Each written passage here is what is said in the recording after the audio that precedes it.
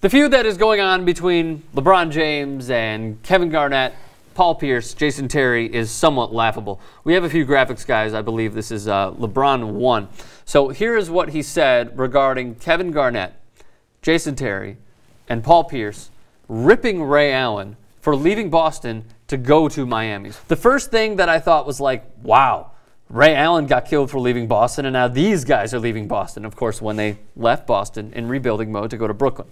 I think it's okay. I don't mind it, but there was a couple of guys that basically criticized, it was an expletive, Ray for leaving, and everybody else is leaving. So then Jason Terry says about Paul Pierce, amazing, his willingness to stick through the tough times and not jump off. Jason Terry said it's about Paul Pierce. Massive stroke job from Jason Terry. And now here's the thing that Dwayne Wade said. We all know how it works. People say things about people when they decide to do something, but then people do the same thing. It's about putting yourself in the best situation. It's about doing what's best. The best quote of all came from the mouth of Kevin Garnett, of course. He says, "Tell LeBron to worry about Miami. He has nothing to do with Celtic business." Awesome. So, okay, let me toss this to you. Is Ray Allen wrong, firstly, for leaving Boston, going to Miami, chasing another ring when he clearly realized that Boston is on the down? Miami's clearly on the up with the best basketball player in the world. I guess it depends on who you speak to, because I think it's one of those I'm speaking things. to you. So I mean, like, as far as where it's wrong. I think if I'm a teammate of Ray Allen in Boston, it's wrong from my perspective. So I have no problem with Kevin Garnett. And I don't even know if Paul Pierce was that vocal. It was mostly Garnett. Probably Paul Pierce was too. But everyone hears Garnett first. So, yeah. Well, come on, Honey Nut Cheerios, man. Come on, everybody's going to hear Garnett first. He is the trash talker. If there was a wall of fame for trash talking, I'd probably put Jordan. I'd put Gary Payton. And I'd put Kevin Garnett. And I'd have to think of a few others. Those would certainly be in there. Mm-hmm. So from their perspective, yeah, no, they get to be pissed because they're still thinking on their team perspective. And there's the reports of them going downhill and they're going to fall apart. And they want to stop, I guess, prove the haters wrong and the doubters wrong and take it back anyway. So when they lose an intricate piece like Ray Allen, yeah, I think they can be upset. Clearly an intricate piece. But as you've always known, I tend to side, not even tend to, 100% of the time, side with players with what they want to do with their careers. Whether it be money, whether it be what city they want to live in, whether it be where their family is. Because they're just one injury away, is that what you're saying? No, yeah, and even that, just like I think they're the catalyst. They're what pushes the league. Owners don't make the league, refs don't make the league, coaches make the league to a certain percentage, but the main part of it is the players. Sure. And I think we disrespect them way too much. So when they demand disrespect the players too much? In damn near every sport we do. So when they want to do something that's, of course, not outside the rules, if you just start tanking seasons, I get it.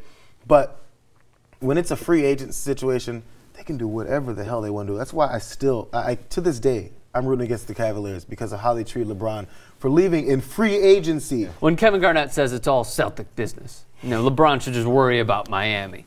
I mean, LeBron's sticking up for his teammate. That's obvious. Sort of like how John Fox stuck up for Peyton Manning, even though it wasn't warranted at all. And also, Ray Allen was the MVP of the finals, by the way. Ray Allen was MVP of the finals. I said that because they would have lost without him.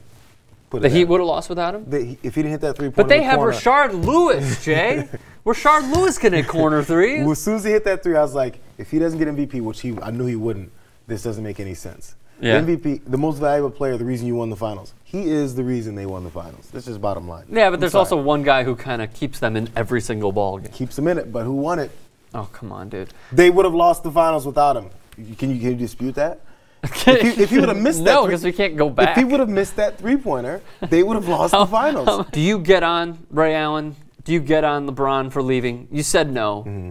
But why is Kevin Garnett and those other players who left Boston in rebuilding mode to go to Brooklyn, where there'll probably be a 4 seed?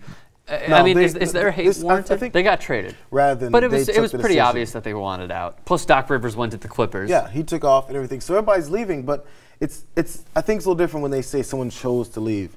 Yeah, maybe he said, if you guys are rebuilding, yeah, we'll take off. But that's one of those in the business of, as Garnett put a lot better than I just did, it's a Celtic business.